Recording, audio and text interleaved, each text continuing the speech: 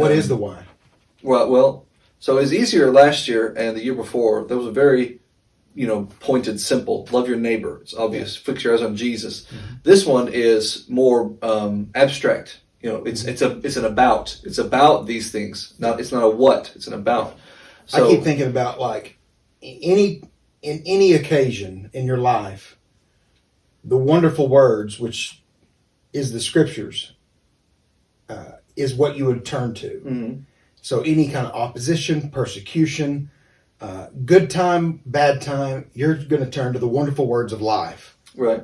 For counsel, for help, and to share with other people. Mm-hmm. You're going through a bad time, well then let me give you the wonderful words of life. Right.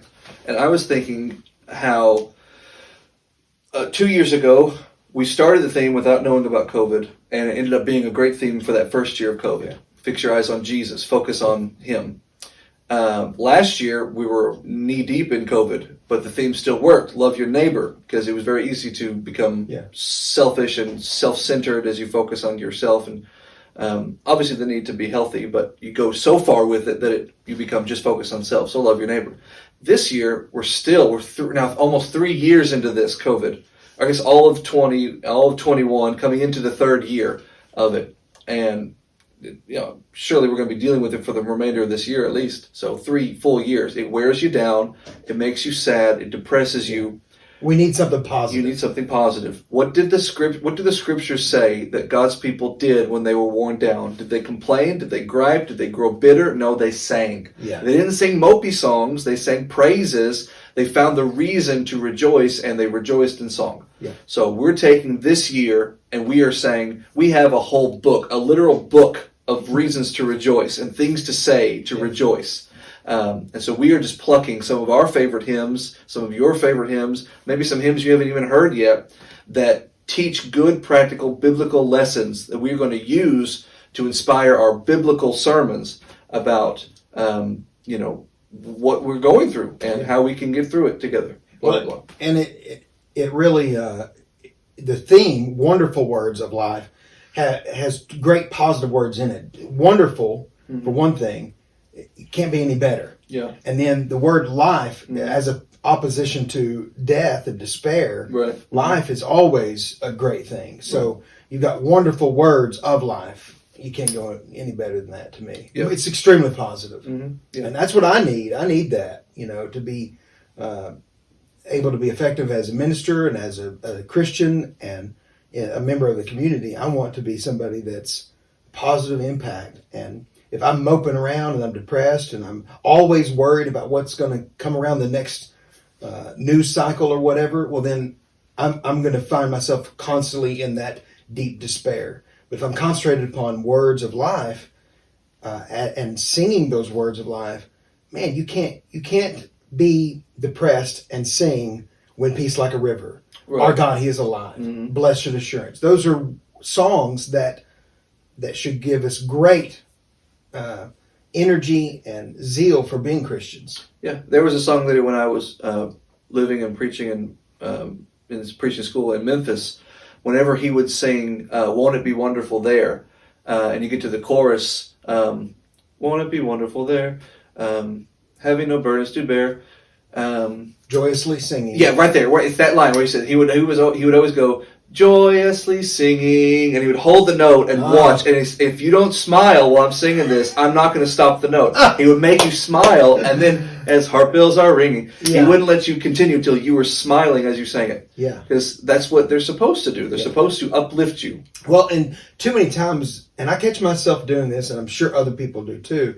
You go through the motions of worship, and especially songs, and you know the tune so well. You don't look at the music anymore. You know the words so well, you don't think about the words anymore. But the whole purpose of singing wonderful words of life is to teach and admonish one another. Mm-hmm. And so those words mean something to us. A lot of what we sing are either direct quotes from Scripture or are principles as found in Scripture. Right, which our sermons are going to illustrate. Absolutely. So that's a great thing for us to focus on. Very, very uplifting and positive. And what's so important about something like this, about doubling down on emphasizing singing, is because communion is too, but communion is more quiet.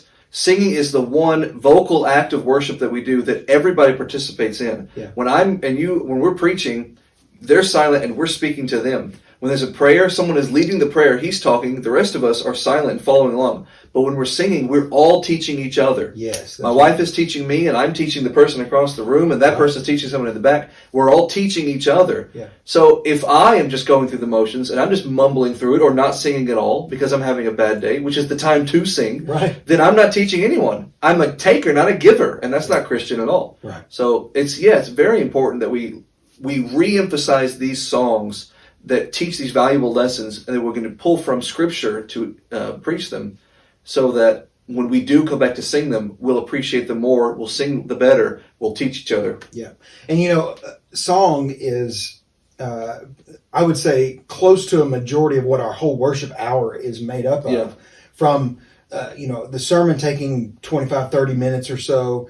The rest of it is either singing or partaking of the Lord's Supper or prayer. But singing is probably A big chunk of it. It's Probably equal to the sermon time, if not. Yeah. So that's your teaching. I'll teach, but we all teach each other. Yeah. And, if you think about, if you were to invite someone to worship with you, or a church, a person or a family is coming to visit a church, they will comment on how was the singing, what did it sound like, or there's very distinct things about the Churches of Christ. We sing without any instruments at all. That's a major talking point right there about what we do in worship when we sing. And it's a like you say, for a visitor, it's a quick way to catch the vibe of the room. Yeah. If everyone is uplifted and excited, and you don't have to be shucking and jiving, but if you have optimism and positivity and happiness, it creates a vibe. Yes. Whereas if you're mopey and you're sad and you're just kind of mumbling through the song, you sing about how happy it will be when we're in heaven, and you don't sound like it's going to be. Right. You pick up on it. Oh, yeah. It feeds the room. Well, and it makes me think of this song, "I'll Fly Away," which is a worldwide popular Christian hymn. Well, if you sing it in such a way that is slow and mopey, it almost feels like you're never going to get off the ground. If you're thinking about flying away, I'll fly away, but then you sing it so slow and so mopey that you're never going to go anywhere, Right. So you want to sing those songs with uplifting positivity. Now, that doesn't mean that you don't sing some songs. Sweet Hour of Prayer, Sure, Sweet yeah. Hour, really slow and somber, but still, even then, it can have that positive vibe to it. Right. In a song that's more solemn. Yeah, or comforting. Or the same with, Low in the Grave He Lay. I mean, you're not supposed to be smiling when you sing that. No. Because, if I was preaching it, I wouldn't be smiling. That's what the song is teaching. But then you get to Up from the Grave He Arose, you're gonna rise. Well, this is going to be a wonderful theme. It's going to be extremely positive. I know that our church is going to benefit from it, and we want to invite the community to be a part of it as well. And so that's what we're doing. We're trying to reach out in our community with these themes and with these sermons, and specifically in 2022, wonderful words of life. And not just sermons, but devotionals we'll have on the website. Absolutely. Other opportunities, because there's more songs than we have sermons. Oh, I'm sure there'll be some Daily Bread articles that will come out that will focus in on certain songs. And even not just certain songs, but maybe an obscure verse that you never even thought about before. Mm-hmm. So it'll be really good. So keep an eye on this website, and we'll keep you up to date on the songs and the hymns that we're going to be studying in 2022.